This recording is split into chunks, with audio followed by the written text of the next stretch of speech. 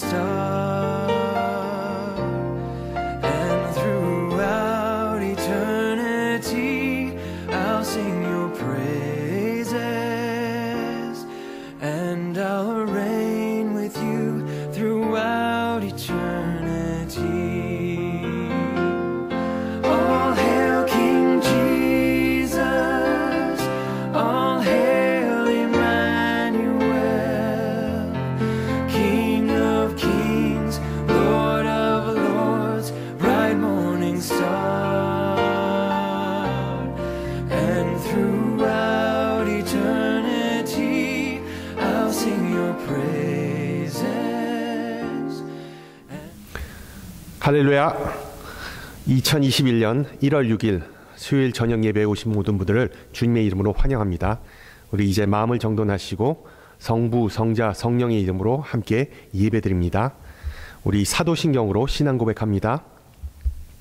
전능하사 천지를 만드신 하나님 아버지를 내가 믿사오며 그 외아들 우리 주 예수 그리스도를 믿사오니 이는 성령으로 잉태하사 동정녀 마리아에게 나시고 본디오 빌라도에게 고난을 받으사 십자가에 못 박혀 죽으시고 장사한 지 사흘 만에 죽은 자 가운데서 다시 살아나시며 하늘에 오르사 전능하신 하나님 우편에 앉아 계시다가 저리로서 산자와 죽은 자를 심판하러 오시리라.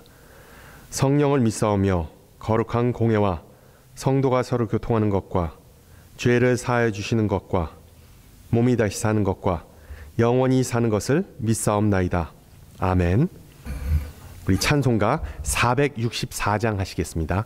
464장 찬송입니다. 믿음의 새 빛을.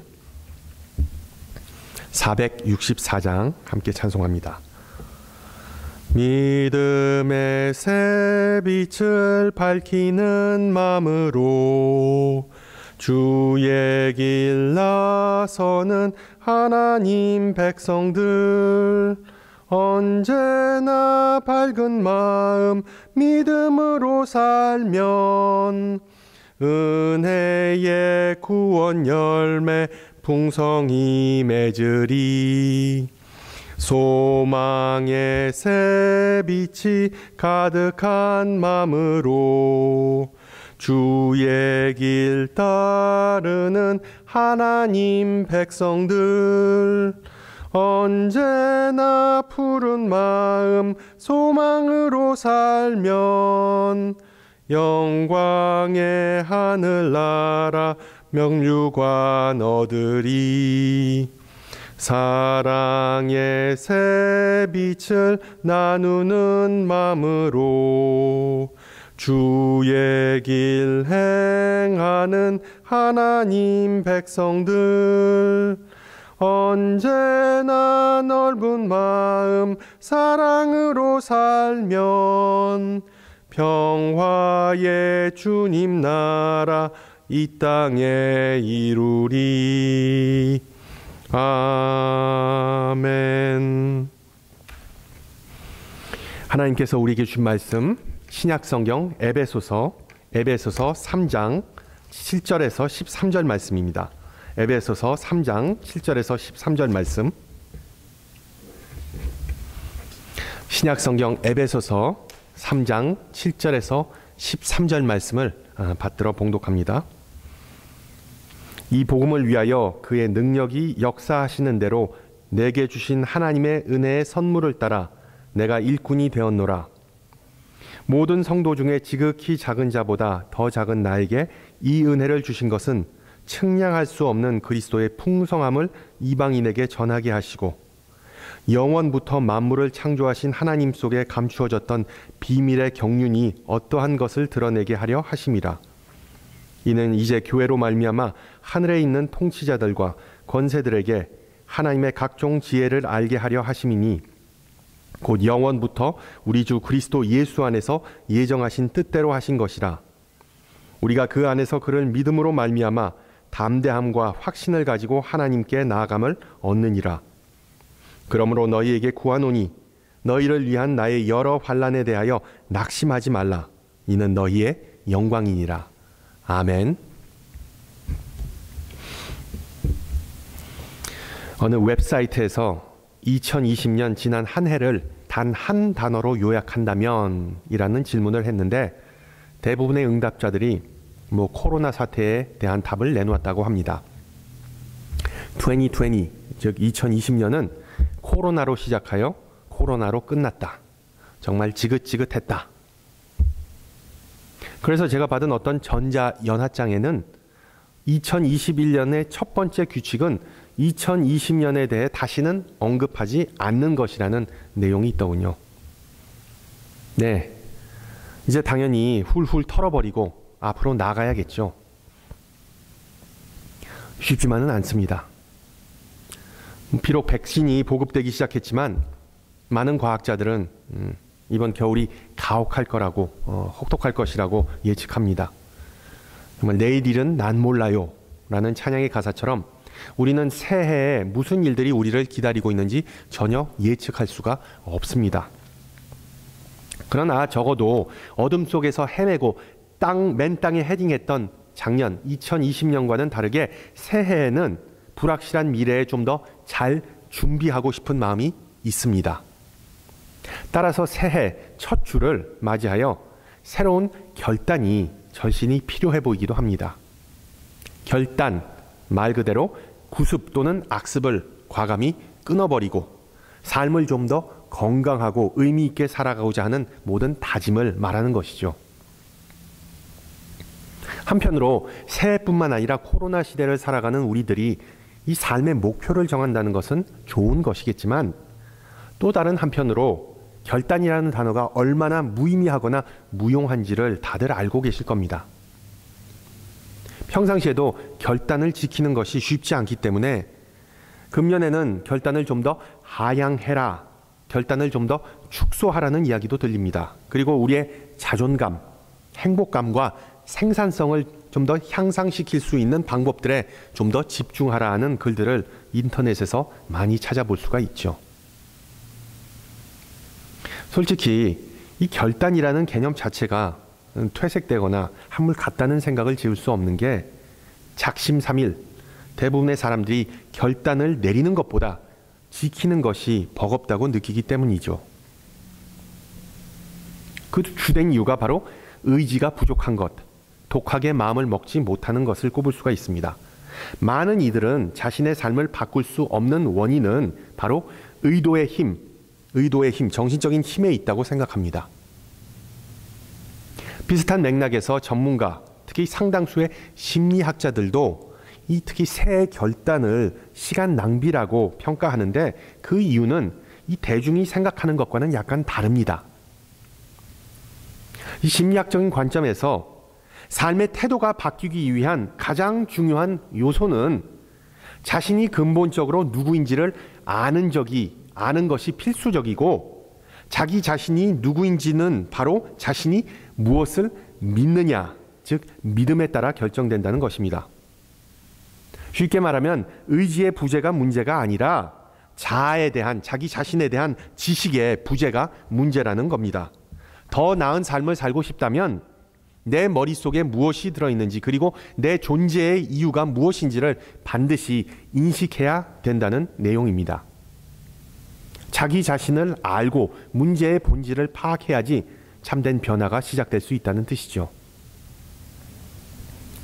예를 들어 새해를 맞이하여 내가 좀 이제 건강해져야겠다. 그래서 매일 규칙적으로 운동을 해야겠다는 식의 결단은 백해무익하답니다. 먼저 왜 내가 카우치 포테이토인가? 왜 내가 소파에서 죽치고 있는 것을 그렇게 선호할까? 아니면 왜 내가 TV 드라마에 빠져서 헤어나오지 못하는가? 아니면 왜 내가 아이스크림이나 칩스와 같은 정푸드를 좋아하는 것일까에 대한 문제를 해결하지 못하면 작심삼일이 될 수밖에 없다는 것이죠. 결단은 좋은 것이지만 자기 자신을 좀 더 알수록 참된 변화가 가능해진다는 사실을 기억하시기 바랍니다. 여러분, 우리 한번 생각해 봅시다. 여러분은 우리가 사는 이 세상 또는 우리가 믿는 이 하나님에 대해 근본적으로 무엇을 믿고 계십니까? 그리고 그러한 믿음이 여러분의 행동에 어떤 영향을 미친다고 생각하시나요? 보다시피 중요한 점은 성급하고 거창한 결단을 내리는 것보다 먼저 적절한 질문을 해야 한다는 사실입니다. 데니스 무크웨지는 2018년 노벨 평화상을 수상한 사람인데, 이분은 세계적인 산부인과 의사이면서 인권운동가 그리고 목사님이십니다. 참 특이한 내력이죠. 특히 아프리카에 있는 그 콩고 공화국에서 내전으로 인하여 피해를 입은, 특히 심한 성적 학대를 당한 여성들을 섬기면서 사역하시는 분입니다. 당연히 수십 년 동안 생지옥과 인간의 가장 사악한 면을 목격한 산 증인이죠. 어느 인터뷰에서 이분이 작금의 코로나 사태에 대해 다음과 같은 평을 내렸습니다. 이번 팬데믹은 우리가 더 겸손하고 더 많은 질문을 하게 만드는 계기이다. 목사인 제가 이런 말을 했다면 그냥 한 귀로 듣고 다른 한 귀로 흘려보내겠죠. 그런데 이분의 진의는 인류가 겸손해지고 여태까지 굳게 지켜왔던 확신들을 뒤집어버리고 재검토하지 않고는 결코 질병과의 전투에서 승리할 수 없다는 내용입니다.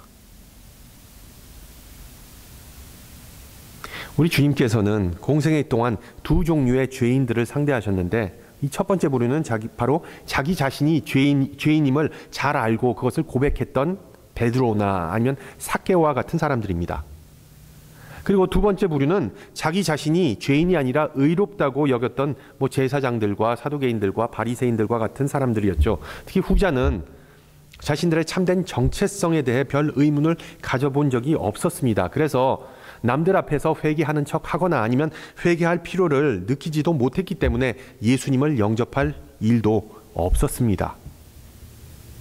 문제는 이들이 스스로를 자각하지 못하고 일그러진 자화상만을 바라보고 있었다는 것이죠. 우리 주일학교 때 배운 노래 아시죠? 돈으로도 못 가요 하나님 나라, 힘으로도 못 가요 하나님 나라, 벼슬로도 못 가요 하나님 나라. 자기 자신을 알고 자신을 똑바로 바라보는 것, 이것은 결코 어떤 교육이나 지식이나 지위나 재력의 문제가 아닙니다. 우리가 하나님 앞에 설 때 하나님을 말씀 가운데 찾을 때 하나님께서는 우리가 그리스도 안에서 누구인지를 알게 해주시고 그때에 비로소 우리의 모든 죄와 연약함이 눈에 드러나게 되는 것이죠. 자기 자신을 똑바로 알고 바라보는 것은 정말 상당한 용기가 필요합니다. 혹시 우리 가운데 아직도 이런 용기가 부족한 지체가 있다면 뽕나무 위에 있던 삭개오를 부르셨던 그 예수님의 음성을 듣고 응답하는 그 은혜가 새해 있기를 소망합니다. 성도 여러분, 우리는 상당히 유리한 입장에서 이 새 신앙 여정을 시작한다고 말씀드리고 싶네요. 저와 여러분은 모두 우리가 믿고 그리고 확신하는 내용, 그것이 긍정적이든 부정적이든 그 믿음들로 인하여 우리의 인격이 형성되고 우리의 행보가 결정된다는 사실을 방금 전에 나누고 알게 되었습니다. 따라서 오늘 저녁에는 그러한 믿음이 우리에게 구체적으로 어떠한 영향을 미치고 우리를 새해에는 어디로 인도할지를 잠깐 살펴보고자 합니다. 오늘 읽은 본문은 믿음으로 인하여 그 삶이 좌지우지되었던 사례를 보여주고 있습니다. 사도 바울에게 있어 믿음이라는 것은 어떤 지적이고 학문적인 이론이 아니라 자신의 삶을 통하여 심지어 자신의 삶을 위협하는 상황 속에서도 드러났던 현실이자 실체였습니다. 바울이 에베소 교인들에게 이 편지를 쓸 때 그는 다시 한번 옥중에 갇혀 있었습니다. 본문 1절에 나온 이방인을 위하여 갇힌 자 된 나 바울이라는 표현은 단순히 어떤 은유가 아니라 바울의 당시의 신분, 사회적 신분을 나타내는 표현이었습니다. 바울의 믿음이 단순히 이론적이고 학문적이었다면 그는 언제든지 예수의 이름을 부인하고 복음을 전하지 않으면 되는 거였지만 그가 사슬에 매였다는 사실은 바울이 어떤 게으르거나 입만 살았던 그런 그리스도인이 아니었다는 점을 입증해주고 있습니다. 그러므로 에베소서는 바울 개인의 일종의 자화상이자 신앙 선언문이라고 볼 수 있습니다. 에베소서를 우리가 파고들수록 우리는 바울뿐만 아니라 그리스도인이라는 우리의 자화상을 더 선명하게 엿볼 수 있게 되면 물론이거니와 새해에 신앙인이라는 우리의 정체성에 맞는 삶을 어떻게 살 것인지에 대한 힌트를 얻을 수 있습니다. 첫째, 이 바울은 자신의 정체성, 자신이 누구인지를 바로 하나님께서 직접 정해주셨다고 믿었습니다. 에베소서 1장 1절을 보시면 바울은 자기 자신이 누구인지를 서신 시작부터 확실하게 밝힙니다. 하나님의 뜻으로 말미암아 그리스도 예수의 사도된 바울.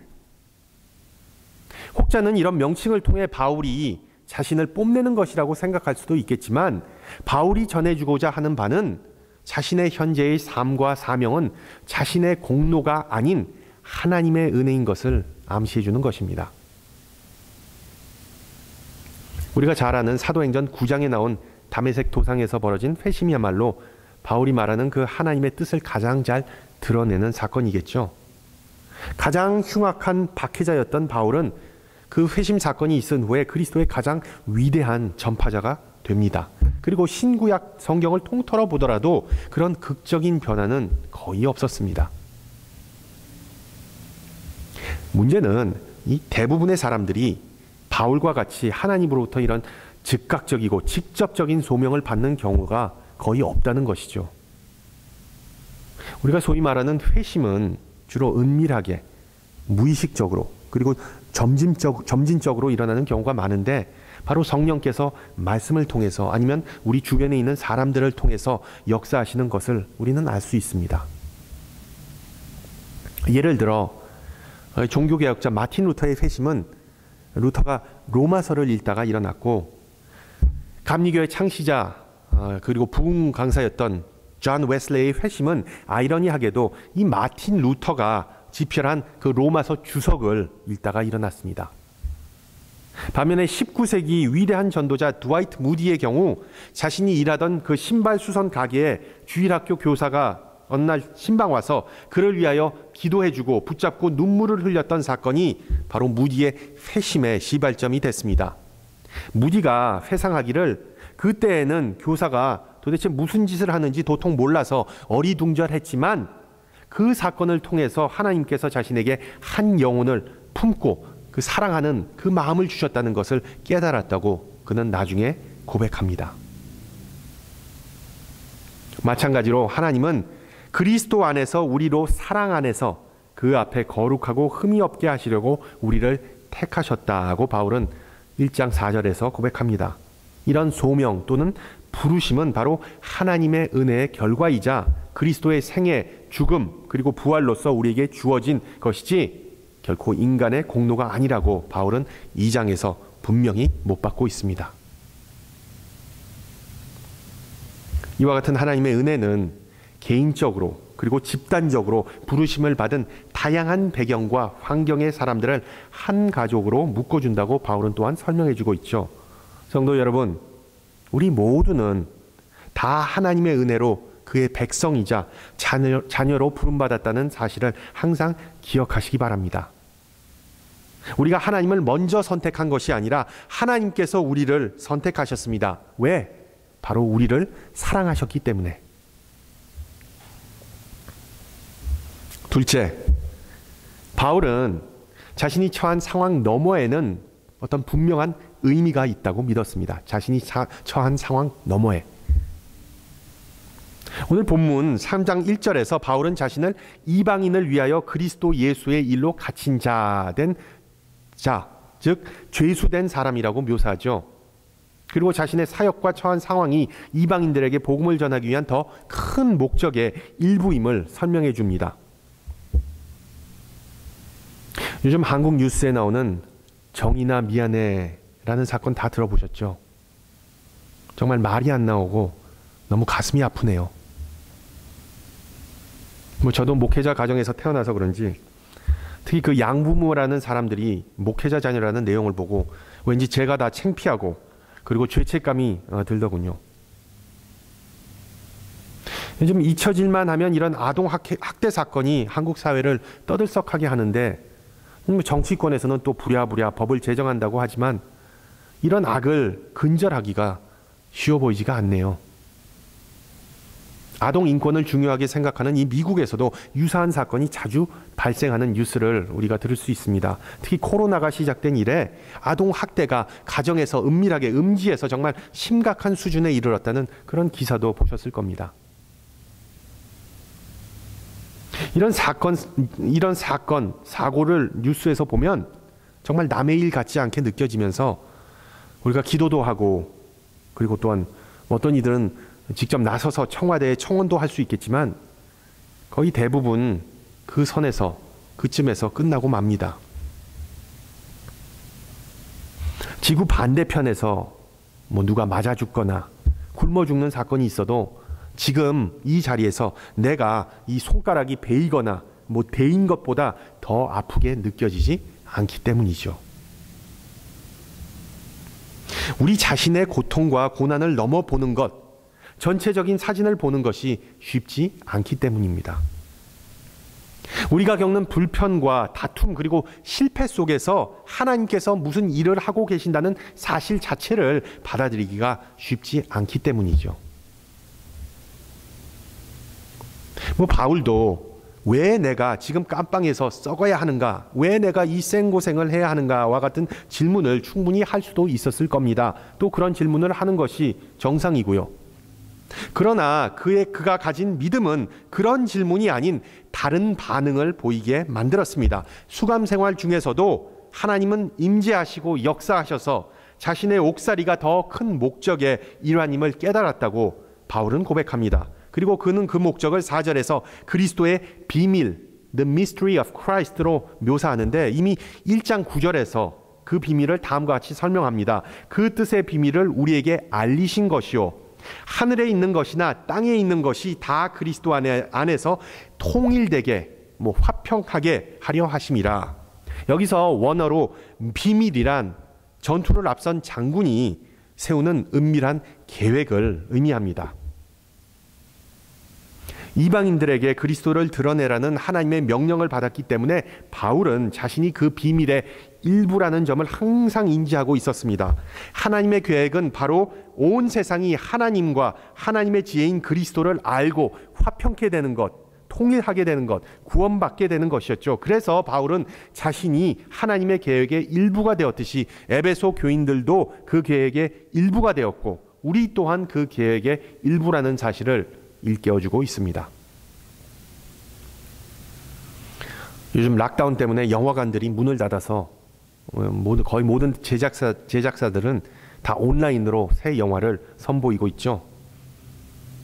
특히 지난주에 그 크리스마스 시즌에 나온 원더우먼 1984라는 영화가 있습니다. 우리 아들하고 봤는데 개인적으로 본다면 참 안타까움이 많이 남는 그런 영화였습니다. 왜냐면 제가 꼬맹이였을 때 원더우먼 팬이었거든요. 특히 그 주인공이, 그 여주인공이 이 뱅글뱅글 돌면서 그 불빛이 번쩍하고 그 원더우먼으로 딱 이렇게 그 변신하는 장면을 여러분들 다들 기억하실 겁니다. 비슷한 맥락에서 우리 아이도 사내 아이라서 그런지 슈퍼히어로, 그 초인들 나오는 만화나 영화 대부분 다 좋아하더군요. 그런 초인들이 등장하는 공상과학 영화의 주제는 바로 악당의 위협으로부터 지구를 구하라, to save the world 입니다. 지구를 구하라, 세상을 구하라. 좀 유치하기도 하지만 권선징악은 동서고금을 막론하고 잘 먹히는 주제이죠. 근데 여러분, 우리 신앙인들도 이 지구를 위하여 뭐 좀 해야 하지 않겠습니까? 비록 팬데믹 때문에 환경 문제가 뉴스에서 쏙 들어갔다고는 하지만 요즘 들어보셨을 거예요. 소포 딜리버리, 사람들이 모든 것을 다 집에서 주문하기 때문에 이 딜리버리가 폭발적으로 늘어나면서 이 박스가 정말 엄청난 이슈가 되고 있다고 합니다. 비록 사람들이 밖에 많이 나가지 않아서 이산화탄소가 줄어서 공기가 전체적으로 좋아졌다고는 하지만 온난화 현상이 이제 그 결실을 맺으면서 두드러지면서 지금 예를 들어서 하와이 해변은 다 점점 더 바닷속으로 사라지고 있다고 합니다. 그런 뉴스를 보면서 저는 내가 죽은 후에 우리 자녀들이 과연 어떤 모습의 지구, 어떤 환경 속에서, 어떤 세상 속에서 살아갈지 정말 걱정이 됩니다. 로마서 8장, 피조물이 다 이제까지 함께 탄식하며 함께 고통을 겪고 있는 것을 우리가 아느니라. 인간의 죄와 탐욕 때문에 온 세상이 고통받고 있는 상황을 바울은 2000여 년 전에 벌써 감지하였는데 우리는 코로나로 인하여 우리가 겪는 고난밖에 못 보는 그런 상황에 있지 않습니까? 정말 세상이 이대로 놔둬서는 안 된다는 것, 세상을 좀 바꾸고 지구를 구해야 하고 세상은 하나님이 필요하다는 사실을 우리는 이론적으로만 알고 있어서는 안 되겠죠. 믿음이 있는 우리들이 바로 작은 예수나 어떤 작은 영웅이 되어서 이 세상, 아니 우리가 사는 이 동네, 이 주변을 위해서라도 좀 해봐야 하지 않겠습니까? 하나님께서 우리를 부르신 이유는 이 세상을 구하고 섬기기 위해서라는 것, 바로 바울의 마지막 요점이죠. 셋째, 바울은 자신이 일꾼으로 부름받음을 믿었습니다. 일꾼으로, 종으로 부름받음을 믿었습니다. 바울은 사도이자 매임을 당한 죄수인 그 이유를 하나님께서 자신을 종으로 부르셨다는 데서 발견합니다. 그리고 7절을 보시면 자신이 종으로 부름받은 것에 대해 바울은 상당한 자부심을 느낀다는 점을 짐작할 수 있는데 하나님께서는 그에게 필요한 모든 은사, 선물, 그리고 훈련, 단련, 연단을 제공하셨기 때문이죠. 이렇게 기록합니다. 그의 능력이 역사하시는 대로 내게 주신 하나님의 은혜의 선물을 따라 내가 일꾼이 되었노라.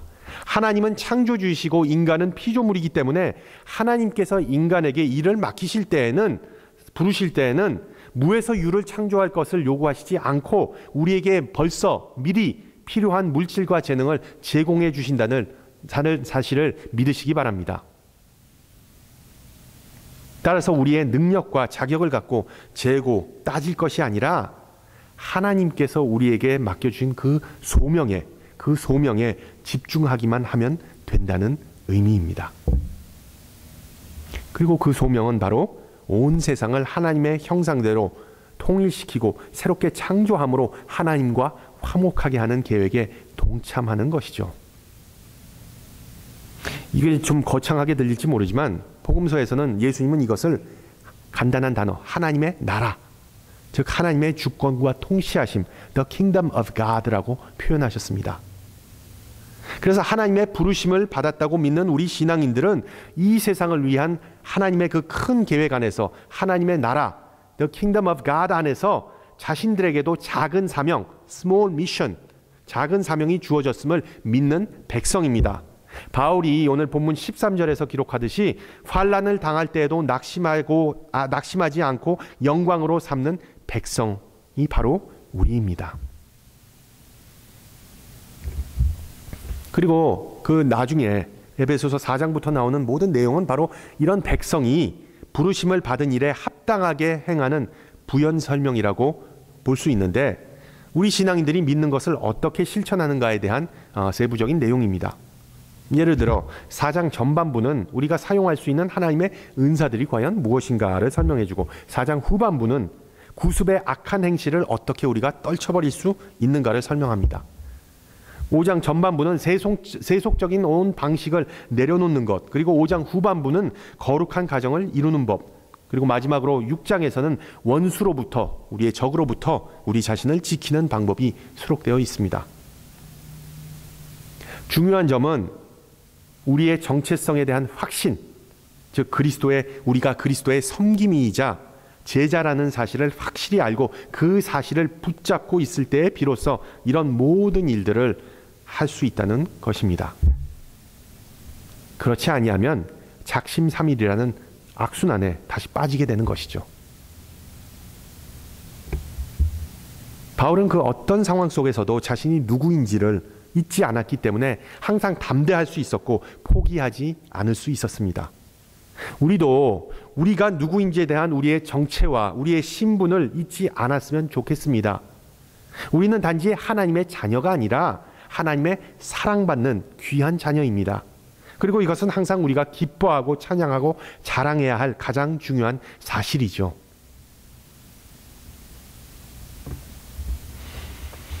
처음에 언급했던 신년의 각오와 결단이라는 주제를 다시 잠깐 생각해보고 말씀을 마치고자 합니다.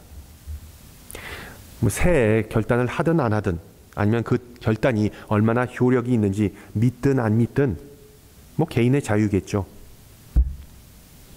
새해가 시작하면 우리 목회자들도 새로운 목회 표어를 찾느라 좀 머리를 싸매기도 합니다. 생각해 보세요.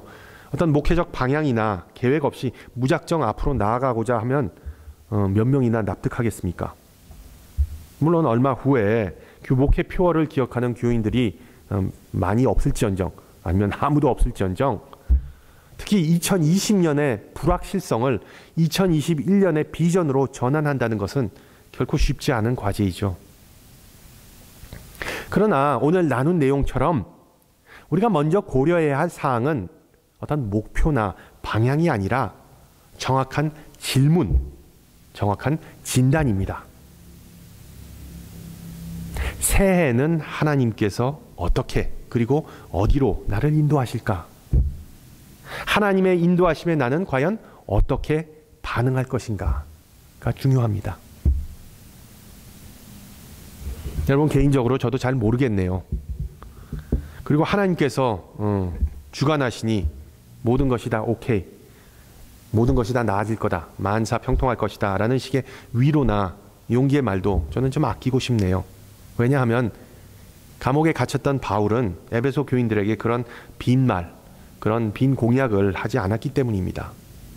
물론 그 사실이 맞는다 할지라도요. 바울이 서신을 통하여 전한 유일한 내용은 그가 누구이고 그가 받은 소명이 무엇이고 하나님께서 그의 삶 속에서 무슨 일을 하시는지를 기억하는 것이었습니다. 그리고 하나님의 가족의 일원으로서 자신은 늘 사랑받고 다른 이들을 사랑하기 위하여 존재한다는 이 사실을 믿었던 것이었습니다. 사랑하는 성도 여러분, 2021년 새해에 이런저런 결단도 좋지만 무엇보다 이 사실을 항상 마음에 품으시기를 소망합니다. 우리는 한 가족이자 한 교회입니다. 이 믿음이 우리의 모든 행실의 길라잡이가 되기를 주님의 이름으로 축원합니다. 함께 기도합니다. 사랑의 주님, 새해 첫 주, 첫 수요일에 예배와 찬양으로 주님 앞에 나오게 해주심을 감사합니다. 새로운 여정을 시작하는 데 있어 우리의 동행하심을 감사드리며 무엇보다 그리스도 예수 안에서 우리에게 주신 새 신분, 새 삶, 새 가족으로 인해 기뻐하고 찬양합니다. 이제 새 사람이 된 우리들이 새해에 우리의 믿음을 어떻게 실천으로 옮길 수 있을까를 오늘 배웠습니다. 결단과 결과보다 중요한 것은 과정과 태도임을 배웠습니다. 하루하루 하나님의 백성이라는 신분을 마음에 품고 하늘나라를 바라보며 살기를 원하오니 우리를 날마다 새롭게 품어주시고 하늘의 지혜와 비전을 심어주시어 우리 개개인뿐만 아니라 이 신앙 공동체가 부르심 받은 대로 신실하게 살게 하옵소서. 은혜의 주님, 이 시간 코로나로 인하여 고통받는 모든 환자들을 불쌍히 여기시고 그들을 치유의 손길로 어루만져 주시옵소서. 환자들을 돕고 섬기는 모든 의료진에게 힘과 소망을 주시어 생명을 구하는 사역에 열정과 사랑으로 임할 수 있게 하시옵소서.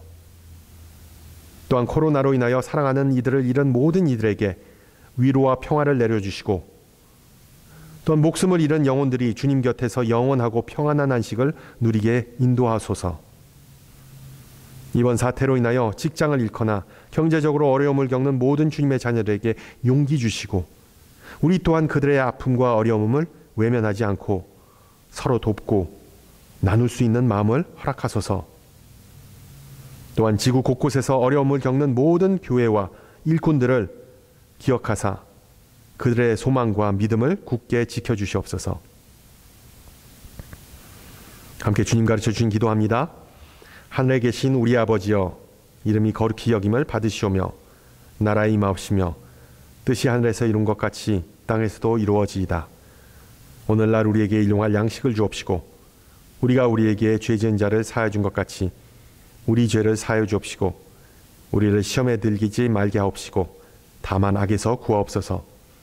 대개 나라와 권세와 영광이 아버지께 영원히 있사옵나이다. 아멘.